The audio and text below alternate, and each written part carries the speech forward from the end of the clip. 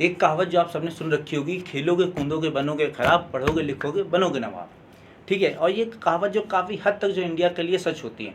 और ऐसा मैं क्यों बोल रहा हूँ, ये आपको आज के डिस्कशन के जो आखिर तक समझ में आ जाएगा।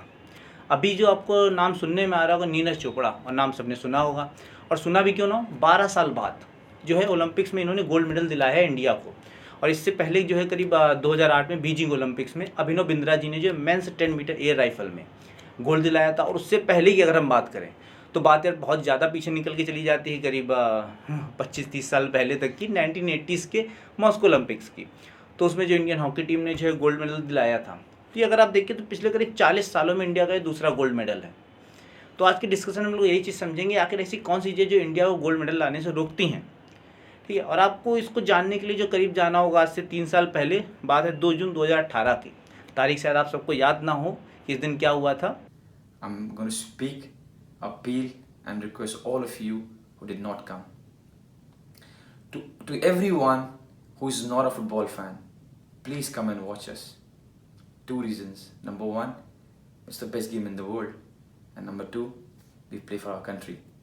We'll make sure that once you come to watch us, you will not go the same person back home.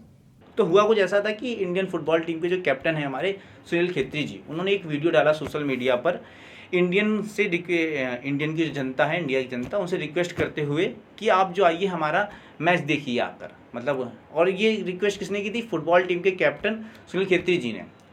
तो ये जो फुटबॉल है हमारे यहाँ क्रिकेट के बाद दूसरा सबसे पॉपुलर स्पोर्ट है। तो आप इस चीज़ से अंदाज़ा लगा सकते हैं कि इस फुटबॉल के ऐसे हालात हैं तो बाकी स्पोर्ट के हालात क्या होंगे।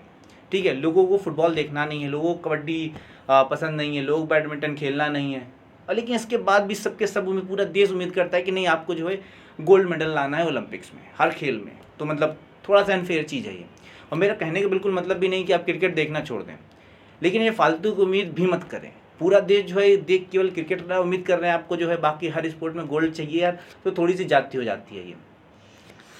अब कुछ लोग कहेंगे कि नहीं नहीं, हम जो है बाकी स्पोर्ट भी देखते हैं। तो मैं आपको छोटा सा एक मज़ेदार जो है फैक्ट बताता हूँ कि जो 2020 का ही था, ओपनिंग मैच था इंडियन मुंबई इंडियंस और CSK यानी चेन्नई सुपर किंग का। उसको करीब 20 करोड़ लोगों ने देखा। ये ऑफिशियल डाटा था कि मतलब ऑफिशियली इतने लोगों ने देखा, लेकिन अगर आप अनऑफिशियली बात करें अगर, तो ऑब्वियसली बहुत ज़्यादा लोग थे। तो इसमें एक फैक्टर ये भी है कि इसमें से कुछ लोग जो है बाहर के दर्शक भी थे, मतलब फॉरेन के थे। लेकिन अगर ओलंपिक की हम ओपनिंग सेरेमनी की बात करें तो इंडिया से केवल जो है 56 लाख लोगों ने ही इसको देखा था। और अगर आप मैचेस की बात करें अगर, तो इसको 1 करोड़ के करीब जो है हर कह सकते हैं मैच में जो है लोग देखते थे इसको, या ये आंकड़ा उससे भी बहुत कम होता था। ये शुरुआत का आंकड़ा था 1 करोड़, और बाद में धीरे धीरे कम होता ही चला गया। तो आप खुद इस बात को सोच सकते हैं कि बेचारे जो खिलाड़ी हैं उनका मनोबल कितना ज़्यादा टूटता होगा इस चीज़ से। ठीक है, और लेकिन ये इकलौता ऐसा रीज़न नहीं है जिसकी वजह से बुरी परफॉर्मेंस हो रही है हमारी। कुछ और चीज़ें, जिसमें सबसे पहली चीज़ आती है हमारा स्पोर्ट्स एडमिनिस्ट्रेशन। इसका सिंपल सा मतलब यही, जो स्पोर्ट्स एडमिनिस्ट्रेशन जो हमारे पद होते हैं उन पे जो लोग बैठे रहते हैं, अक्सर उन लोगों को स्पोर्ट्स से कोई लेना देना नहीं होता, उनको स्पोर्ट्स का कोई नॉलेज नहीं होता है, उनको स्पोर्ट्स में कोई इंटरेस्ट नहीं होता है, लेकिन फिर भी वो लोग जो उस पद पर बैठे हुए हैं। और ये चीज़ सिंपल से एक चीज़ को जन्म देती है, हमारा करप्शन यानी भ्रष्टाचार को। ठीक है, ये हर जगह है। मतलब आप फैसिलिटीज़ की अगर देखें स्पोर्ट में तो भी करप्शन आपको देखने को मिलेगा, आप बजट को देखिए उसमें आपको करप्शन देखने को मिलेगा, खिलाड़ियों का चयन तक जो आप कह सकते हैं भ्रष्टाचार होता है। कुछ लोग उसको कभी कभी नेपोटिज्म भी बोल देते हैं, मतलब होता है, नेपोटिज्म भी इसी में आ जाता है। ठीक है, तो एक करप्शन भी एक बहुत बड़ा रीज़न हो जाता है हमारा इसमें मेडल ना लाने की वजह से। और तीसरा वो कह सकते हैं सबसे बड़ी वजह जो है बजट की कमी होना। बजट बहुत कम होता है इंडिया में स्पोर्ट्स का। NSF यानी आपके से नेशनल स्पोर्ट्स फेडरेशन की अगर बजट की आप बात करें तो पिछले 5-6 वर्षों में जो इसमें कमी देखी गई है। 2017-2018 में अगर आप बात करें तो इसका जो आवंटन था करीब 270.68 करोड़ रुपए था, जो कि पिछले वर्ष की तुलना में, मतलब उससे पिछले वर्ष की तुलना में करीब 360 करोड़ रुपए था। और यही 2018-2019 में जो NSF का बजट जो है करीब 342 करोड़ रुपए था। और यहीं बात करें केंद्रीय बजट की 2020 की, तो राष्ट्रीय खेल संघों के लिए आवंटन जो बजट निकला, ठीक है, वो पिछले वर्ष की तुलना में जो 245 करोड़ रुपए ही रहा। और केंद्रीय वित्तीय बजट की अगर आप बात करें 2021-2022 की, तो ये करीब जो है 2600 करोड़ रुपए आवंटित किए गए थे, जो कि पिछले वर्ष की तुलना में जो है निर्धारित राशि थी उससे करीब 230 करोड़ रुपए कम थे। और यहीं अगर हम बात करें चीन की, तो चाइना डेली पब्लिकेशन के मुताबिक जो है चीन की केंद्र सरकार ने जो है करीब 316.5 अरब युआन यानी करीब आप मानिए 1.33 अरब डॉलर यानी करीब 8,500 करोड़ रुपए जो है खर्च किए। ठीक है, और इसको अगर आप देखें तो ये करीब जो है 6 रुपये प्रति व्यक्ति प्रति वर्ष खर्च किया जाता है चीन में। वहीं इंडिया में अगर आप ये डाटा देखें तो ये करीब 3 पैसे प्रति व्यक्ति बचता है। और लेकिन ये आंकड़ा जो थोड़ा सा वैसा है कि क्योंकि इसमें कॉर्पोरेट फंडिंग इंडिया में इंक्लूड नहीं की गई और 2-4 चीज़ें और इंक्लूड नहीं है इंडिया के कॉन्टेक्स्ट में। लेकिन बजट कम होने की कुछ खास वजह हैं। जैसे अगर आप क्रिकेट को देखेंगे तो पाएंगे बहुत सारी प्राइवेट कंपनीज जो अरबों रुपए खर्च कर रही हैं क्रिकेट पर। क्यों? क्योंकि पूरा देश जो है क्रिकेट देख रहा है। ठीक है, तो चौथी सबसे बड़ी चीज़ यही आती है कि प्राइवेट फंडिंग्स का जो ना मिलना, और फंडिंग्स ना मिलने की वजह से जो खिलाड़ी खेलते भी हैं उनको मॉडर्न रिसोर्सेज इंफ्रास्ट्रक्चर तक नहीं मिल पाते हैं। ठीक है, अब बाकी कंट्रीज़ में जो है साइंस टेक्नोलॉजी से जो स्पोर्ट्स में काफ़ी हद तक इम्प्रूवमेंट हो रहा है, जो कि इंडिया नहीं कर पाता है।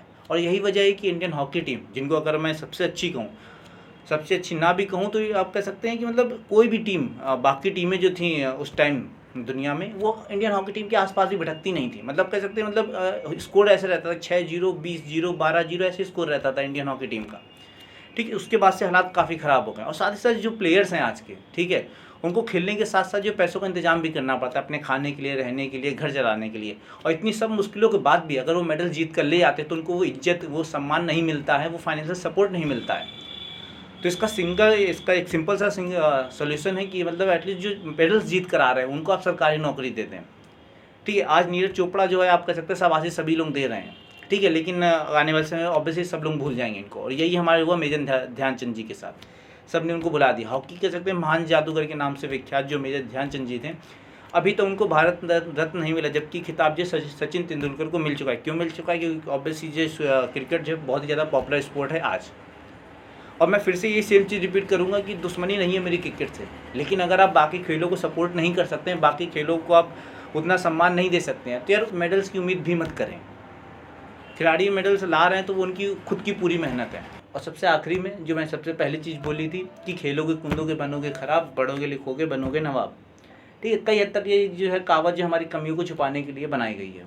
हमारे स्कूल्स में जो पीटी के पीरियड्स होते हैं या स्पोर्ट्स के पीरियड होते हैं, उनके साइंस और मैथ के टीचर्स आकर लेकर चले जाते हैं। ठीक है, हम लोग ये अपने बच्चों को भी नहीं समझा पाते हैं। तो अगर आप अपने बच्चों में समझा पा रहे हैं, साइंस मैथ के टीचर जो है स्पोर्ट्स पीटी के पीरियड लेके चले जा रहे हैं, और इस सब के बीच जो है आप उम्मीद करें कि नहीं हम लोगों को गोल्ड मेडल चाहिए, थोड़ी सी ज़्यादा उम्मीद कर रहे हो, बस इससे ज़्यादा कुछ नहीं है। या तो इसके 2 सोल्यूशन है, या तो आप बहुत ज़्यादा मेहनत करें जो कि करना नहीं चाहते हम लोग, थोड़ा सा चेंज लाएं जो कि करना नहीं चाहते हैं, और दूसरा सबसे सिंपल सा सोल्यूशन है कि उम्मीद ना करें। और अभी भी आपके पास कुछ बोलने के लिए रह गया है यार, तो कमेंट करिए यार, कमेंट सेक्शन में आकर बताइए आप लोग कि मतलब ये कमी है। बाकी हम लोग मिलते हैं अगले वीडियो में, तब तक सोचिए सीखिए समझिए चीज़ों को, औरों को बताइए इस बारे में। टाटा बाय बाय, जय हिंद।